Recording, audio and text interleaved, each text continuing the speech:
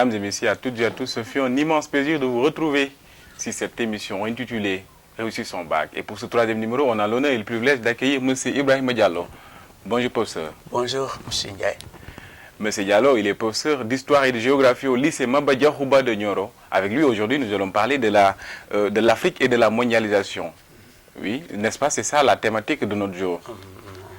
Et pour cela, bien entendu, nous allons aborder tout de suite les questions. La première question, M. Diallo, que j'ai envie de vous poser, c'est qu'est-ce que c'est que la mondialisation?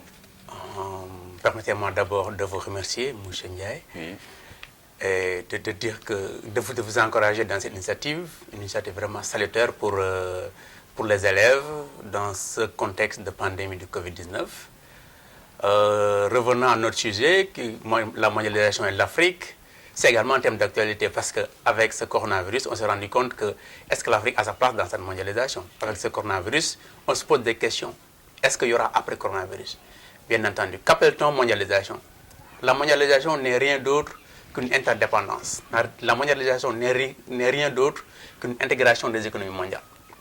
Et que, quand on parle de mondialisation, on fait surtout référence à une uniformisation, ok? Oui. Une uniformisation des règles économiques, politiques, sociales et culturelles du monde.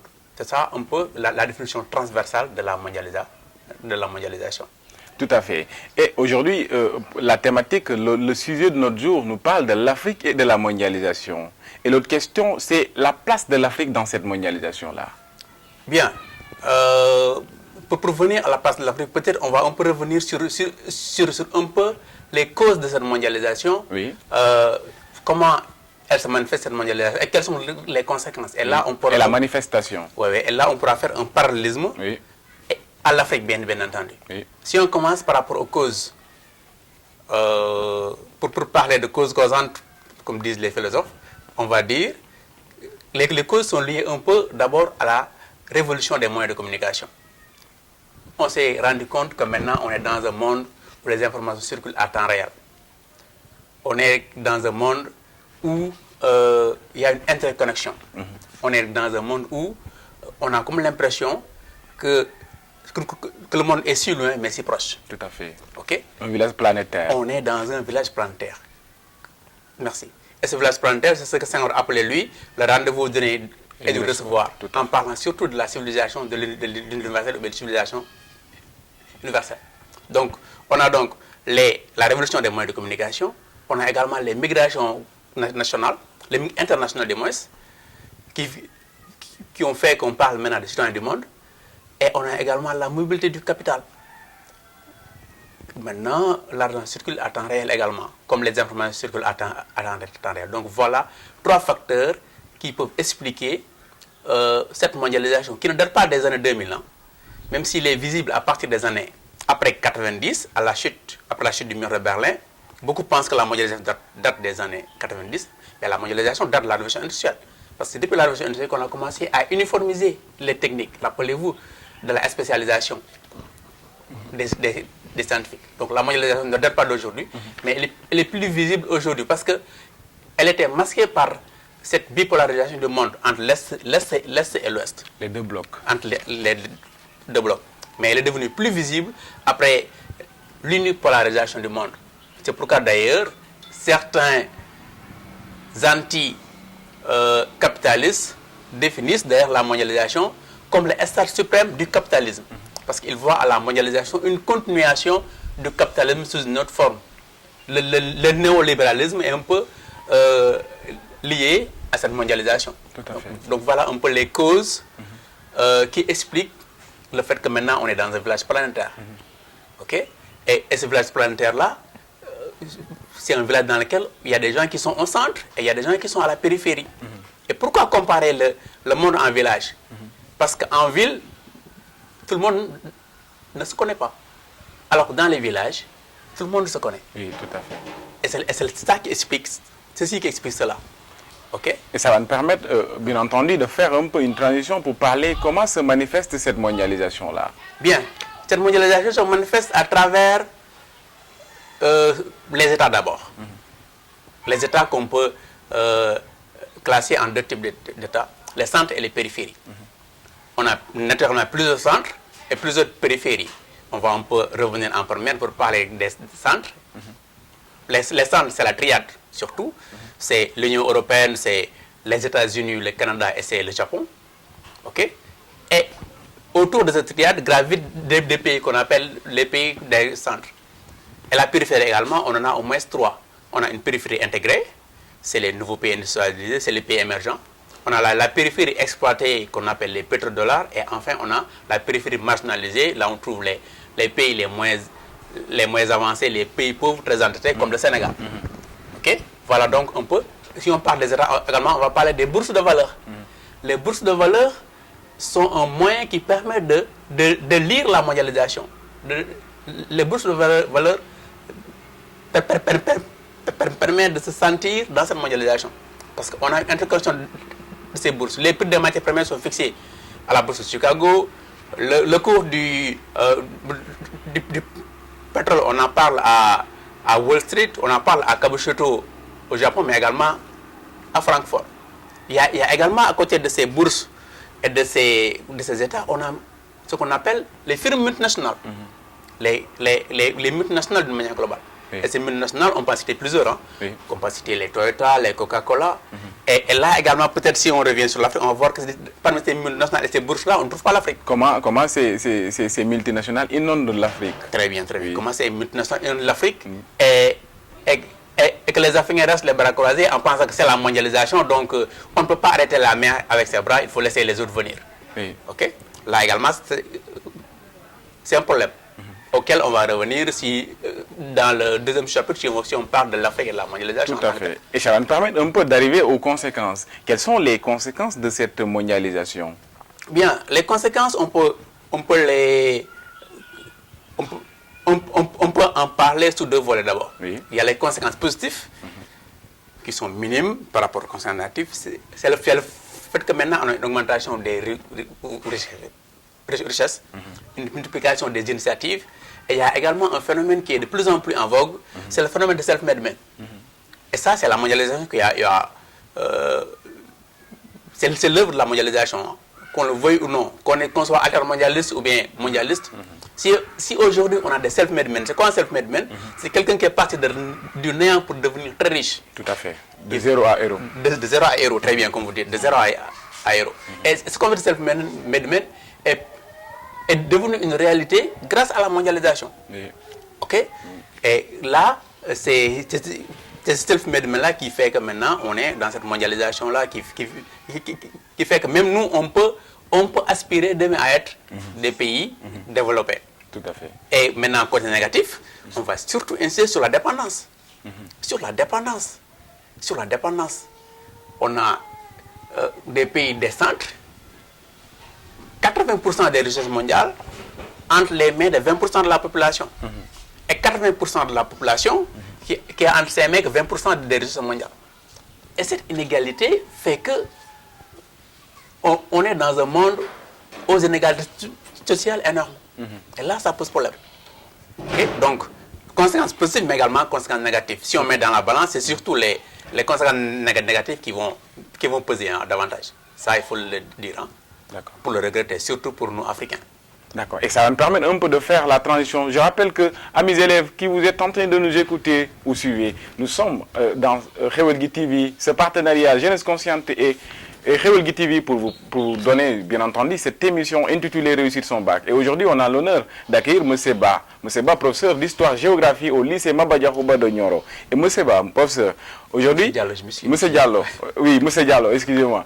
M. Diallo, nous allons à présent parler de la place de l'Afrique dans cette mondialisation-là. Vous venez de le dire tout à l'heure, que l'Afrique est un peu marginalisée. Mais quelle est la place véritable de l'Afrique dans cette mondialisation? Bien. Si on était dans un chemin, on allait dire que l'Afrique est à la périphérie.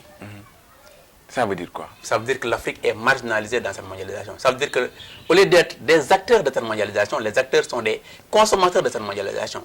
Au lieu d'être des producteurs de cette mondialisation, les Africains sont des spectateurs de cette mondialisation. Nous sommes des spectateurs. Des spectateurs. Et l'Afrique au lieu d'être bénéficiaire de cette mondialisation, l'Afrique est victime de cette mondialisation. Là, je m'explique. Pour dire quoi?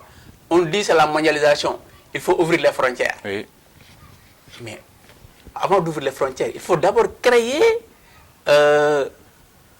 les conditions pour une réussite de notre secteur privé national. Tout à fait.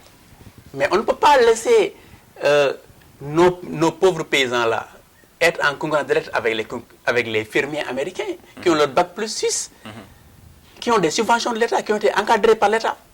Et on leur dit maintenant, venez faire la concurrence aux paysans africains, qui n'ont pas reçu de formation, qui n'ont pas reçu de subvention, qui sont laissés à eux-mêmes. Donc là, ça pose problème. Là, ça montre que l'Afrique est victime de cette mondialisation et on essaie de nous mettre dans un carcan en disant la mondialisation, c'est un processus irréversible. Soit vous y entrez, vous partez, soit on vous laisse en rade.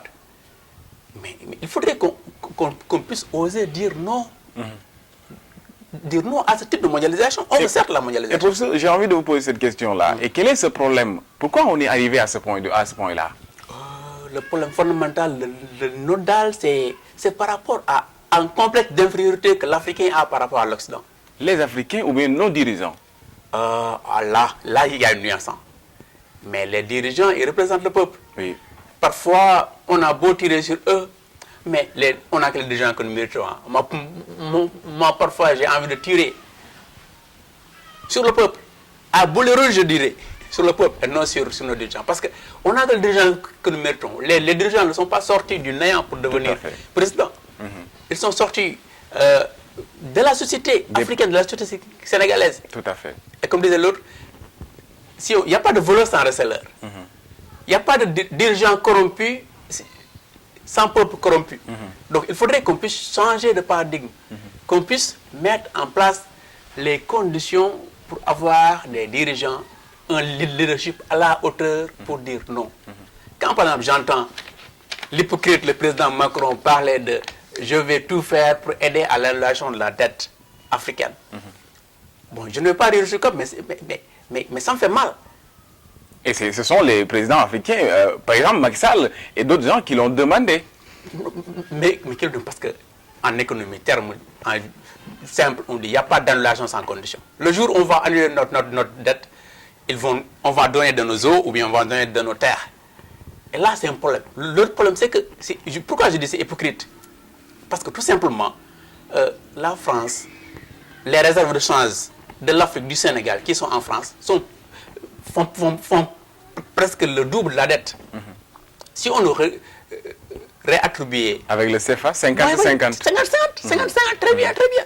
Donc, c'est hypocrite. C'est pourquoi moi, quand je dis à mes élèves, moi, Trump, je l'aime bien, ils m'ont dit, mais monsieur Trump, il déteste les Africains. Mais je me dis, on n'a pas besoin d'être aimé par Trump. Non, on n'a qu'à s'aimer soi-même. Non, on n'a qu'à s'aimer soi-même. Trump, je l'aime parce qu'il n'est pas hypocrite. Il vient vous dire que moi, j'aime les Américains, je suis là pour les Américains. American first. Mais moi, je me méfie de celui qui est là, qui vous dit que je suis là pour vous, alors que réellement, il est là pour lui. Et c'est peut-être pourquoi quand Macron essaie de défendre l'Afrique dans cette annulation de la dette, ça me pose problème. Parce qu'il ne défend pas l'Afrique, il défend la France. Macron ne pourra jamais défendre le Sénégal. Il y a Anguille sous roche. Très bien, il y a des choses qu'on n'a pas dit. Il y a des choses qu'on n'a pas dit. Et pourquoi d'ailleurs annuler la dette? Pourquoi la dette? Tout à l'heure, je regarde deux mots sur l'Allemagne. L'Allemagne, on l'a aidé après la Seconde Guerre mondiale avec le plan Marshall. Mais ils ont eu à gérer à bon escient ces fonds-là. Ce qui a fait qu'aujourd'hui, l'Allemagne est un géant économique. 10 ans, 45-55, l'Allemagne est devenue un géant économique. Et nous, depuis quand on nous aide? Depuis quand on nous aide? Mais cette aide, ce n'est pas pour qu'on puisse se développer, mais c'est pour qu'on puisse se taire, comme disait Galois. C'est pour fermer nos bouches, entre guillemets. Ok? Et là, également, c'est un problème. C'est pourquoi j'ai aimé votre association quand on parle de jeunesse consciente. On a besoin d'une jeunesse consciente. D'une jeunesse consciente. D'une jeunesse qui puisse regarder le monde en face. D'une jeunesse qui n'a pas de complexe d'infériorité à l'égard de l'autre. D'une jeunesse qui va oser dire merde aux autres, aux Occidentaux, quand ils sont là en train de nous tromper entre guillemets. Parce que même si on parle d'indépendance, depuis 1960, on est dans le néocolonialisme. On est dans le néocolonialisme. Et notre salut ne va pas venir de l'aide là ou bien de la dette. Notre salut est lié intimement à notre volonté d'accéder à la souveraineté internationale. économiquement, culturellement, socialement et politiquement. Cette dépendance. Cette dépendance dans tous les domaines, ça pose problème. Cette dépendance dans tous les domaines-là, ça pose problème. Et là, vraiment, il faudrait qu'on puisse mettre les points sur les i, comme dirait l'autre, pour qu'on puisse vraiment se réveiller. Une prise de conscience. Une prise de conscience. Qu'on puisse avoir également les dirigeants qu'il faut pour ça. Les dirigeants qu'il faut pour ça. Mais également, comme je dis parfois, nos dirigeants sont victimes de la population. Hein. Parce qu'aujourd'hui, il faut oser le dire. Hein. Si on osait, par exemple, si on avait des dirigeants qui osent couper le cordon ombilical qui nous lie à la France, on va rester à trimer pendant des mois et des mois. Mais est-ce que le peuple est prêt à sacrifice? Est-ce que le peuple n'a pas dire, ce dirigeant-là, il est pire que l'autre parce qu'on reste 2 mois sans salaire? Alors qu'on dit, le bonheur se trouve au bout de la douleur. Et nous, on préfère survivre que de vivre. Et pour vivre, il faut d'abord couper ce cordon ombilical, qu'on puisse dépendre de nous-mêmes. Et là, peut-être, on pourra commencer par se développer. Et arrêter de se cacher derrière le petit doigt en pensant qu'on est en train d'émerger ou bien qu'on est en train de se développer. Non, on est en train de reculer. Et là, nous sommes dans du maquillage, dans le saupoudrage. Il faudrait qu'on essaie vraiment de prendre le taureau par les cornes et de dire arrête. On ne veut pas de cette mondialisation. Là, on veut une mondialisation qui prend en compte nos réalités sociales. Parce que ce qui est valable en France, ce qui est valable aux États-Unis, pour ne pas être valable chez nous. Et là également, c'est un élément. Une africanisation. Très bien.